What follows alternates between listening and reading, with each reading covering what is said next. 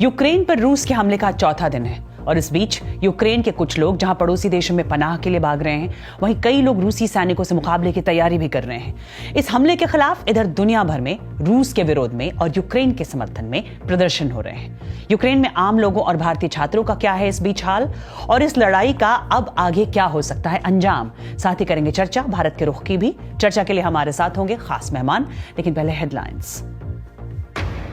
रूस की आक्रामकता के खिलाफ यूक्रेन ने लगाई इंटरनेशनल कोर्ट ऑफ जस्टिस में गुहार। यूक्रेन के राष्ट्रपति जेलेंस्की ने कहा, हमले के लिए रूस को ठहराया जाए जिम्मेदार।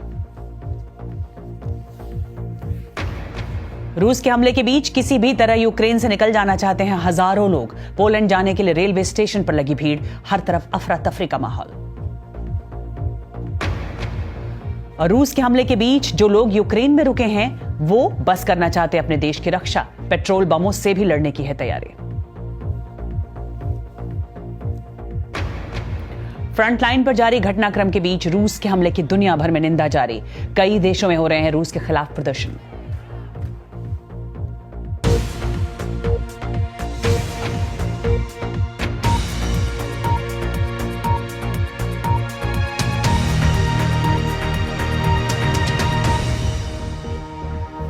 और रूस यूक्रेन युद्ध के बारे में हम हर जानकारी आप तक पहुंचा रहे हैं। आज रूसी हमले का चौथा दिन है। बीबीसी संवाददाता आप तक ला रहे हैं इस बारे में ग्राउंड रिपोर्ट।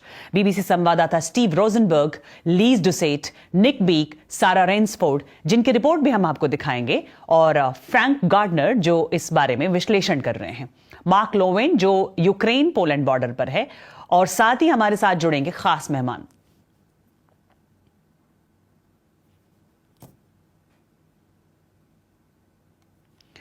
तो Lyse Doucet, Frank Gardner, Steve Rosenberg, Sarah Rainsford, ये सब आप तक हर पल की खबर पहुंचा रहे हैं। और खास मेहमान हमारे साथ चर्चा में शामिल होंगे जितेंद्र नाथ मिश्रा, पूर्व राजनयिक, डॉक्टर स्वाति राव, और बीबीसी हिंदी रेडियो के पूर्व संपादक शुकांत शर्मा भी हमारे साथ होंगे। इधर यूक्रेन में कई मोर्चों पर रूस का हमला चौथे दिन भी जारी है। हमले की शुरुआत हुई थी 24 फरवरी से। कीव की 30 किलोमीटर दूर वासिल्कीव ऑयल टर्मिनल को मिसाइल से निशाना बनाया गया है। यूक्रेन के दक्षिण में स्थित शहर नोवाकाखोवा पर रूस की सेना ने कब्जा कर लिया है। रूस की सेना यूक्रेन के दूसरे सबसे बड़े शहर खार्किव में घुस चुकी है। फिलहाल खार्किव में सड़क पर जंग छिड़ने की खबर है। पिछले घंटे में बीबीसी की यूक्रेन सर्विस ने खार्किव और खेर्सन इलाके में कई धमाकों को रिपोर्ट किया है। यूक्रेन के दूसरे बड़े शहर खार्किव की सड़कों पर यूक्रेन के सैनिक रूसी सैनिकों से लड़ रहे हैं। स्थानीय अधिकारियों का कहना है कि सैनिक वाहन शहर में दाखिल हो गए हैं और शहर की 10 लाख से ज्यादा आबादी को घरों के भीतर ही रहने के लिए कहा गया है। इससे पहले रात भर मिसाइल हमले होते रहे, जिसमें 9 मंजिला एक रिहायशी इमारत में निशाना बनी।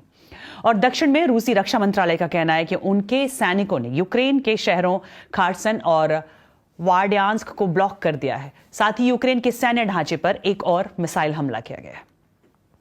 यूक्रेन की राजधानी कीव से लगभग 30 किलोमीटर दूर वेसिल्कीव में एक तेल डिपो में बीती रात धमाके से उसको उड़ा दिया गया है, जिसकी वजह से जहरीले धुएं की आशंका को देखते हुए आसपास रहने वाले लोगों से कहा गया कि वो अपने घरों से बाहर ना निकलें।